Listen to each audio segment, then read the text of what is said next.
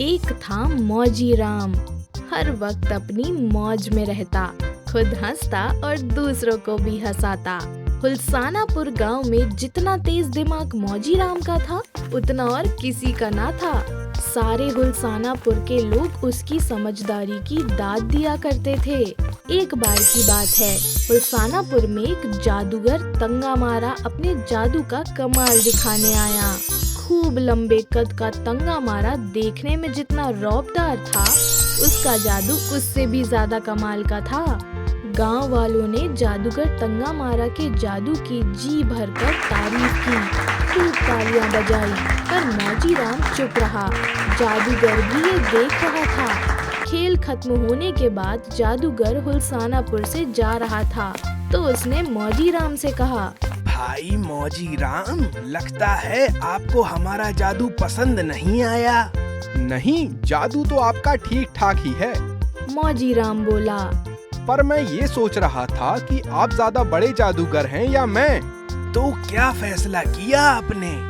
जादूगर ने चिढ़कर पूछा। फैसला ही तो नहीं हो पाया। मौजी राम ने हंसकर कहा, आप कोई साल भर बाद इधर आइएगा, तब तक नए जादू भी सीख लीजिएगा, फिर अपना तगड़ा मुकाबला होगा, उसी में तय हो जाएगा कि आप बड़े जादूगर हैं या मैं। ठीक है। मौजी राम की बात सुनकर जादूगर तंगा मारा हंसता हुआ चला गया। उसे लगा मौजी राम ने यूं ही मजाक में ये बात कही होगी, भला मेरे जादू का वो क्या खाक मुकाबला करेगा। पर जैसे जैसे समय बीतता जा रहा था, जादूगर की चिंता बढ़ती जा रही थी। उसने बहुत से जादू के नए खेल सीखे, रात दिन अभ्यास किया। उधर मौजी राम मौज में था। हुलसाना गांव के 2-4 लोगों ने उसे याद दिलाया भी कि उसे जादूगर के जादू का मुकाबला करना है, पर वो हंसकर टाल गया। ठीक 1 साल बाद जादूगर तंगा मारा फिर हुलसानापुर गांव में आया। इस बार उसने जादू के ऐसे ऐसे नए खेल दिखाए कि गांव वाले मुग्ध हो गए। खेल खत्म होने के बाद देर तक तालियां बजती रही। फिर तंगा मारा अकड़ कर बोला, अब मौजी राम की बारी है। मौजी राम जी, आकर अपना खेल दिखाएं। कहकर वो मंच से नीचे उतर गया। मौजी राम दर्शकों के बीच बैठा बड़े मजे से खेल देख रहा था। उसका नाम पुकारा गया तो वो झट से पास पड़ा थैला उठाकर मंच पर आ गया।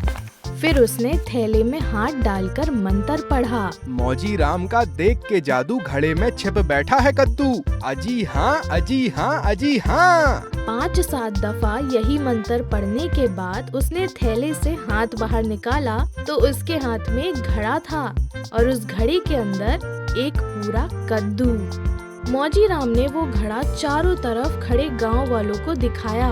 बोला, भाइयों, अच्छी तरह से देख लो, ये घड़ा है और घड़े के अंदर है कद्दू, जो मेरे जादू के जोर से इस घड़े के अंदर छिपकर बैठ गया है। फिर उसने आगे कहा, भाइयों, ये जादूगर तंगा मारा तो आपको दूर से ही अपना जादू दिखाता है, पर मेरा जादू आप एकदम पास से देख सकते हैं। तो बताइए, घड़े के भीतर एक पूरा कद्दू है या नहीं?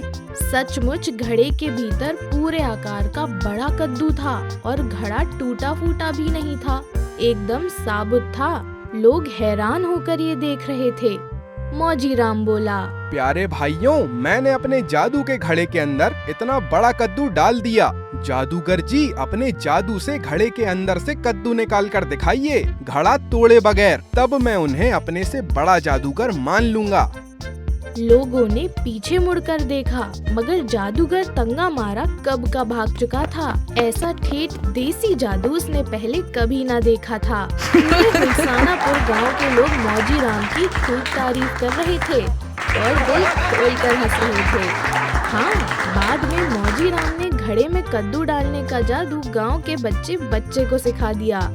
यूं उसमें करना भी क्या था, जब कद्दू छोटा हो उस पर घड़े को उलट कर रख दो, कद्दू बड़ा होगा तो खुद ब खुद घड़े में समा जाएगा। सुनकर बच्चे ही नहीं, बड़े भी हंसे और देर तक हंसते रहे। फिर पूरे गांव में मौजी राम की जीत का जो जुलूस निकला, उसकी तो बात ही क्या है।